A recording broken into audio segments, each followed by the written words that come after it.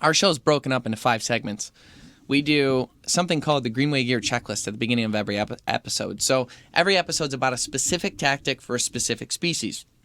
Could be hunting or fishing. We could be hunting wild boar in Hawaii. We could be axis deer hunting in Hawaii. We could be in Texas fishing for striper. We could be up in Michigan jigging for walleye on the Detroit River, or we might be ice fishing in Canada. It just completely depends, but it's a specific tactic for a specific species every episode. Then we give you the Greenway Gear Checklist, which is the gear you need for that episode. We're not product pushing. We're not shoving it down your throat. We're just saying, hey, if you want to lay out goose hunt, you're going to need a blind. You're going to need a goose call. You're going to need that flag. Here's how you're going to use it. Here's why you need it. Here's our recommendations on it. That way someone who's new to hunting and fishing can say, oh, wow, that's awesome. So this is what I need to actually perform this hunting or fishing trip. The second segment is called the Conservation Corner. Now, the Conservation Corner, basically, we set it aside to kind of decriminalize the hunt. You know, in a day where if you post a deer picture or a bear picture, if you're the Putmans online, talking about how excited you are to be able to harvest something to feed your family, you're going to be attacked for that. Well, there's always the thought of, well, let me explain to you the conservation hands-on model from hunters and fishermen. But normally people won't listen. But with our show, we took it a step further to say, okay, here's the hands-on conservation model. And so, for instance, if we're hunting turkeys, in 1960, the wild turkey was almost extinct in Michigan. So because of hunters' dollars and efforts, we now have a huntable population. I joined the Wild Turkey Federation. I buy a turkey tag. And guess what? With that money, that's going to reintroduce 3, 4, 5 wild turkeys into the wild. And on top of that, it's also going to give us an opportunity to help their ecosystems. So by me buying that turkey tag and that license and that conservation organization membership, I'm putting more turkeys into the wild than I am taking, and that's because I can only take one, maybe one. With us, that's not always a guarantee. Although Ryan did get his first turkey this year, which was pretty cool. Yeah, that was really fun. So those 2 segments basically aimed at educating them on what they need gear-wise and also the conservation and how hunters are actually helping the conservation of those species. Then after that, we have something called the reality show segment, and we're cycling through pictures on some of our trips right now so that you can get a look at them. But the actual hunting and fishing trip. So again, we don't act like experts. If we know what we're talking about, we're going to tell you. But we're going to incorporate experts when we need them, or we're going to have you stumble along with us on the journey. But it's filmed in a reality show style format. It's not a kill shot show.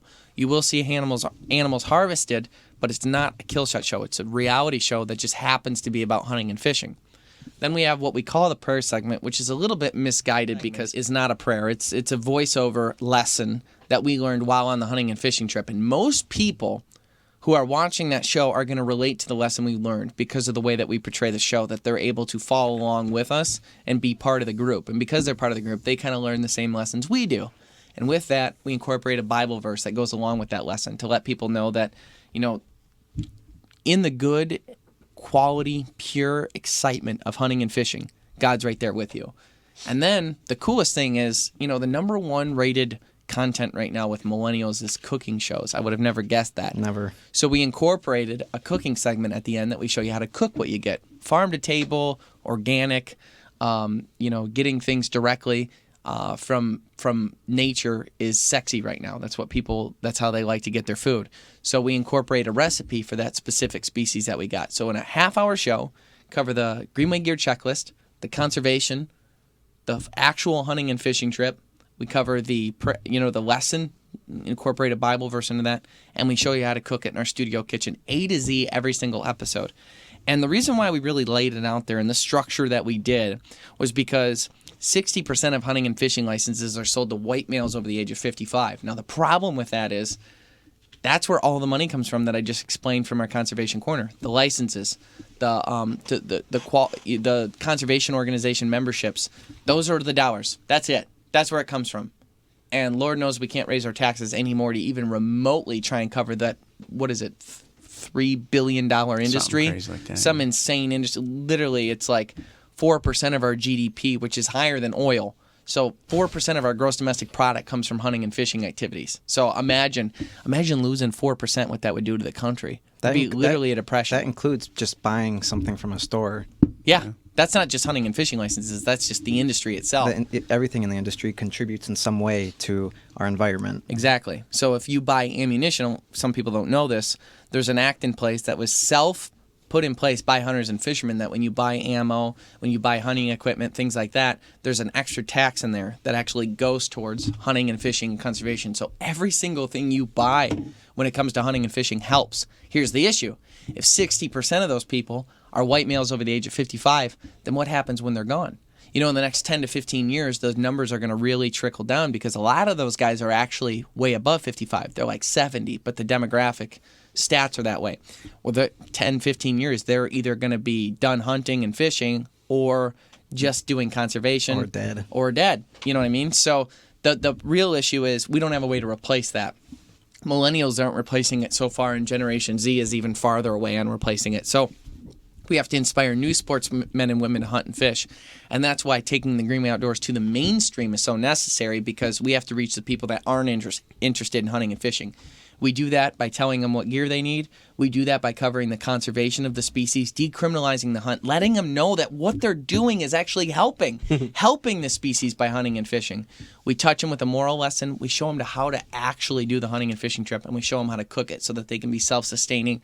And it's something that, lessons that we're kind of portraying it in this millennial Generation Z arena, but it's the grit and the truth behind what built America. Mm-hmm. You know what I mean? And yeah. we're making that known.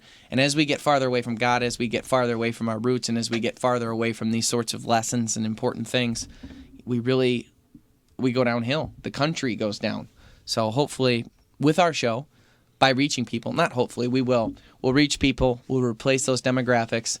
There's going to be a lot of millennials and a lot of Generation Z. So I don't even need the same amount as they needed from the other generations, because we've got so many people. I don't need the same percents. I just need the same numbers to get people in. And then obviously people like Uncle Ted Nugent and everyone else, we have to hold those accountable that manage those dollars to make sure that they're used effectively. Mm-hmm. So there's a whole big circle to the entire thing.